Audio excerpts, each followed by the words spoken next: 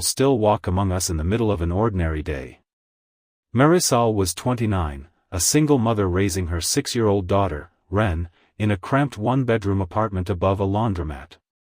She had lost her job 3 months earlier when the warehouse she worked at cut half its staff, and since then, every day had become a quiet battle of subtraction, subtracting meals, subtracting comfort, subtracting sleep so she could lie awake calculating what little money remained. That morning, she had scraped together just enough for a gallon of milk, a loaf of bread, and a dozen eggs, believing it would stretch through the week. But when she got home, Ren had taken one sip and made a face. The milk had turned sour before its expiration date, a manufacturing mistake that was not Marisol's fault, but one she could not afford to absorb. So she walked the 8 blocks back to Crestfield, carton in hand, her daughter's small hand in the other, hoping for a simple exchange. But the teenage cashier at the counter shook his head. "Store policy," he said, "no receipt, no refund." Marisol's voice cracked as she explained she had lost the receipt in the wind on the walk home, that she wasn't asking for money, only a fresh carton so her daughter wouldn't go without. The cashier called his manager, who repeated the same rule, colder the second time. Marisol felt the eyes of the line behind her, felt Ren's fingers tighten around hers, felt the particular humiliation of a mother who cannot protect her child from something as small and as enormous as spoiled milk.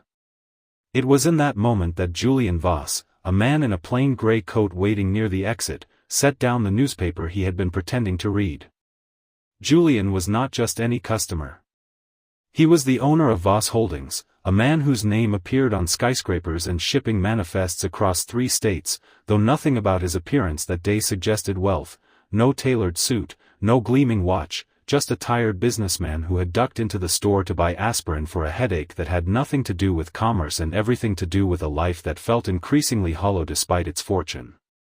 He had built an empire, but in doing so he had missed his own son's childhood, and every time he saw a parent with a child, something in his chest ached with a grief he rarely let himself name. He watched Marisol's shoulders curl inward, watched Ren look up at her mother with the particular worry that children shouldn't have to carry, and something in him refused to simply walk past. He stepped forward and told the manager, quite simply, that he would be covering not just this carton of milk, but the family's entire grocery bill for the visit. The manager, recognizing him instantly, stammered an apology, but Julian waved it off gently. He wasn't there for apologies. He was there, he realized, because for the first time in months he had woken up feeling like a spectator in his own life, and this was a chance to actually participate in someone else's.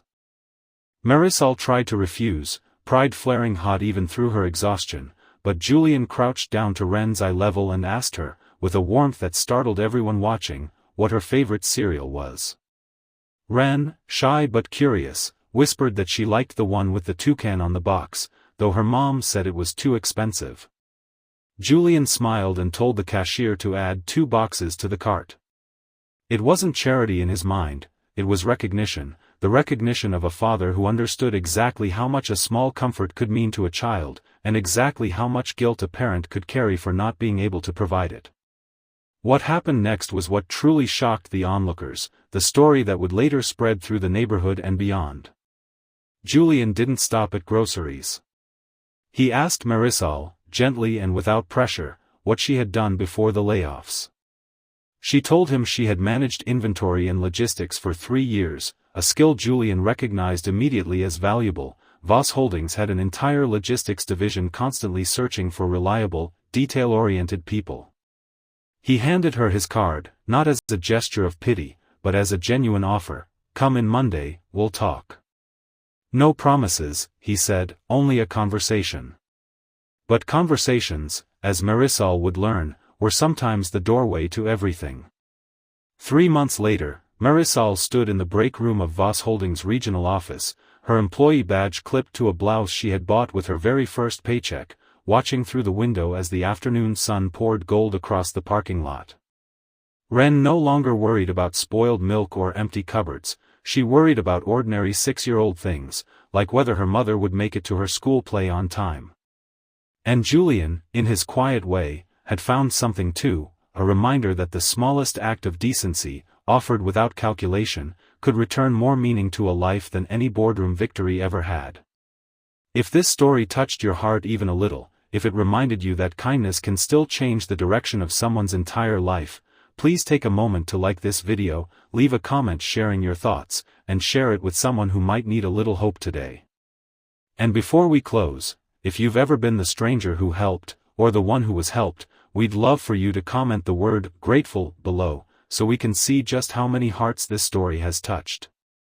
Because sometimes, the most powerful stories don't begin with fanfare, they begin with a carton of spoiled milk, a mother's quiet tears, and a stranger who simply chose to stop and see her.